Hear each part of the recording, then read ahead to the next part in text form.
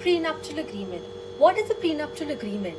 It is an official document which is signed between two individuals before getting married.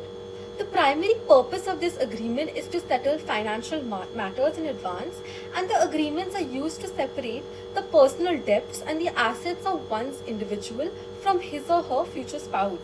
This type of agreement includes the provisions related to the division of property, investment, alimony, and any other monetary and possession-based negotiations.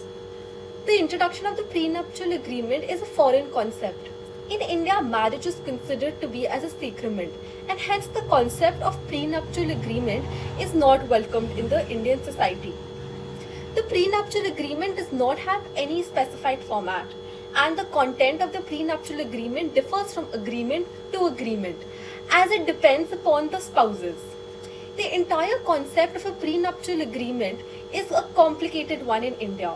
The main purpose of the prenuptial agreement is to decide the outcome of finances and the personal liabilities in the event of a failed marriage. Are prenuptial agreements valid and enforceable in India? The answer would be the validity of a prenuptial agreement under the marriage laws. The prenuptial agreement provides full disclosure of the financial status of both the individuals who are about to get married in the future, and it predetermines the quantum of alimony to the wife and the children in case if the marriage fails in the future. The prenuptial agreement also provides a provision that is related to the pre-negotiated custodial rights of the children in case if there is a dissolution and separation of marriage later in the future. Under the Indian marriage laws, a prenuptial agreement is neither legal nor valid, as the Indian society does not consider marriage as a contract. In India, the prenuptial agreement does not find its social acceptance, as the society treats the marriage as a spiritually bounded bond between two individuals. In India, the matrimonial laws are governed by the personal laws of the individual in a marriage, as there is no uniform civil code which governs marriages in India. Each religion has its own set of rules, and relating to these marriages, there is a diversity in the way the marriages are dissolved, and the custodial rights of children and other issues are also included. At present, there is no law which deals with legality or the enforceability of these prenuptial agreements in India. However, there is a uniform civil code in Goa. It recognizes prenuptial agreement. The general view relating to the prenuptial agreement is that it indicates that the intention of two individuals who are about to get married, and such an agreement cannot legally be enforced in India. One of the primary reasons of a non-validity of a prenuptial agreement is that in India, a marriage is not considered as a contract or an agreement, which I have repeated earlier, between the two parties. Rather, it is a spiritual concept. Therefore, prenup agreements are not socially accepted under various marriage laws. They are not legally enforceable or legally valid. The validity of prenuptial agreement under the Contract Act of 1872 says that it is enforceable in the court of law. It must be a valid contract. Under the Indian Contract Act 1872, in case if both the spouse mutually agree to the provisions mentioned under their prenuptial agreement and is signed with free consent, then the court can take cognizance of such an agreement. If the consent is caused by any coercion, undue influences of fraud or misrepresentation and mistake, then it is not considered as free consent. To legally enforce the prenuptial agreement, the agreement must be free from ambiguity and the clauses should be fair to both the parties. It is also essential to understand that for a prenuptial agreement to be legally valid under the Contract Act of 1872, it should be free from clauses which oppose to public policy. Despite the fulfilling the requirement of a legal contract under Section 10 of the Indian Contract Act 1872, the Indian courts have not been providing legal enforcement to the prenuptial agreements on the basis that they are unlawful as they oppose to the public policy. According to Section 23 of the Indian Contract Act, any contract which violates the public policy, which is deemed to be unlawful and invalid, the clauses in the prenuptial agreement which relates to the separation clauses and no child clauses violates Section 23 of ICA, making the contract void. On the other hand, both these clauses previously mentioned are essential and should be a must for a prenuptial agreement. However, the Indian courts have not defined what exactly is public policy.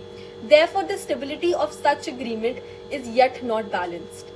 The Ministry of Women and Child Development had also convened a meeting in March 2019 with an intention to raise the question on whether the prenuptial agreement should be a legal stand, what legal stand it has in India.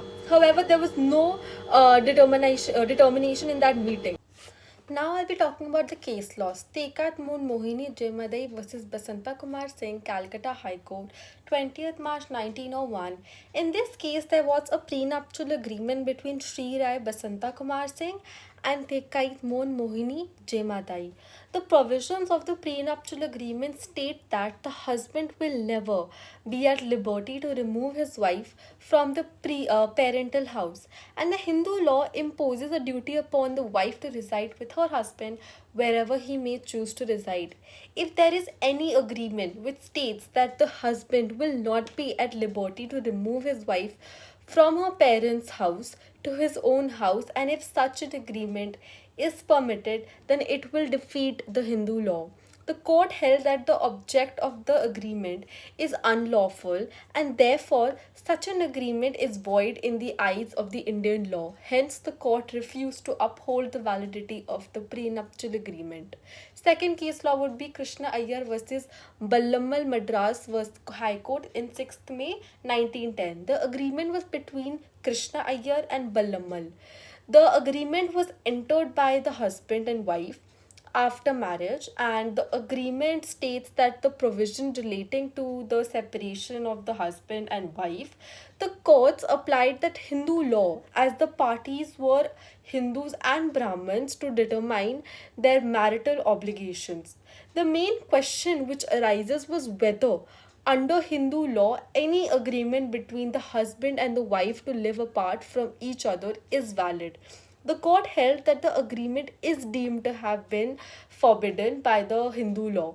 Also, it is against public policy and therefore such agreement is not enforceable. Hence, the agreement was declared invalid. The third would be the Commissioner of Income Tax versus Srimati Shanti Miatal. The husband and wife agreed to live apart after their marriage, and an agreement for separation was executed between them on the 16th of September 1954. And under this agreement, the wife was given an option to live separately from her husband, free from marital control and authority. It also states that the wife and husband shall not molest or interfere with each other under or bring such a suit for the restitution of the conjugal rights against each other. The agreement has the provision for the maintenance of rupees 2000 rupees month to the wife and her two children. While deciding the validity of the agreement between the two parties to live apart, the High Court held that such an agreement is unenforceable because it has brought to an end all the marital rights which a husband can exercise over his wife. In conclusion, we can say in India, prenup agreements are still considered as taboo, unlike the other Western countries. Its validity and constitutionality is unstabilized, and no accurate decisions have been made yet. From the above mentioned case laws, it can be concluded that there is no landmark judgment which states that the prenuptial agreement is valid in the court of law. However, to make the prenuptial agreement enforceable, it must be a valid contract under the Indian Contract Act of 1872, and such an agreement will be legally binding only when there is mutual and free consent from both the spouses.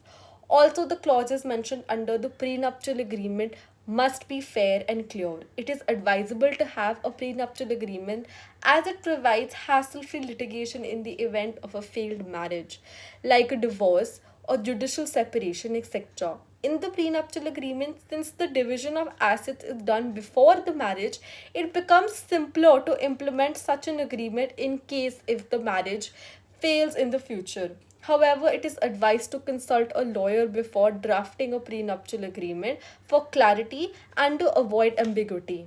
Thank you so much.